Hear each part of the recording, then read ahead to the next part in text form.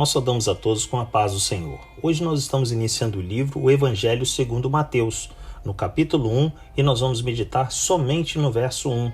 O nosso tema, Livro da Genealogia. O texto bíblico nos diz assim: Livro da Genealogia de Jesus Cristo, filho de Davi, filho de Abraão. Meus amados, em nossa época, pode nos parecer estranho e cansativo a forma como o apóstolo Mateus iniciou o seu evangelho, com uma longa lista de nomes e personagens bíblicos, muitos até pouco conhecidos.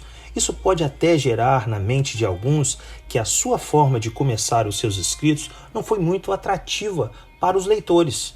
Porém, não podemos esquecer que esse livro foi escrito a princípio para os judeus, sendo a genealogia, ou seja, a origem de um homem, uma forma natural, interessante e até mesmo essencial para relatar os registros de sua história de vida. Ao contrário dos nossos costumes e tradições, os judeus se interessavam muito pela genealogia. Foi por isso que Mateus denominou esta seção como o livro da genealogia de Jesus Cristo. Esta frase era bem conhecida pelos judeus e significava o registro da ascendência de um homem, com algumas poucas notas explicativas quando essas se faziam necessárias. No Antigo Testamento, frequentemente encontramos listas das gerações de homens famosos, como a linhagem de Adão, Gênesis 5, de 1 a 32. Noé, seus 3 filhos, Sem, Cã e Jafé, Gênesis 10, de 1 a 32. O motivo de todo esse interesse nas ascendências familiares era que, para os judeus, a pureza racial era de vital importância, pois caso alguém possuísse uma mistura com o sangue estrangeiro, ele perdia o seu direito de se chamar judeu e ser membro do povo de Deus.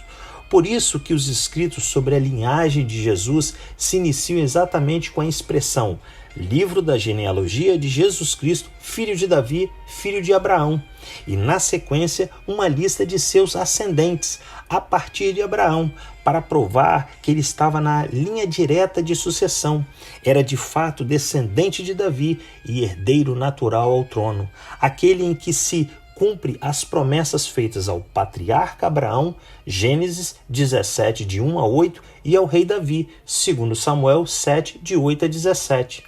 Dessa forma, os registros de Mateus apresentam evidências fundamentais para os leitores, principalmente para os judeus, de que Jesus atendia e atende às condições de ser descendente de 2 homens fundamentais no plano de Deus.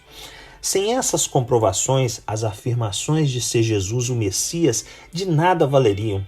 Todas as provas adicionais poderiam ser descartadas sem sequer serem examinadas.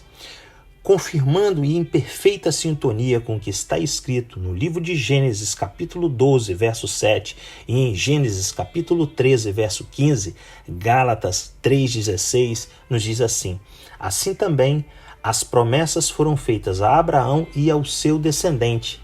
A Escritura não diz e aos seus descendentes, como se falando de muitos, mas ao seu descendente, dando a entender que se trata de um só, isto é, o Cristo.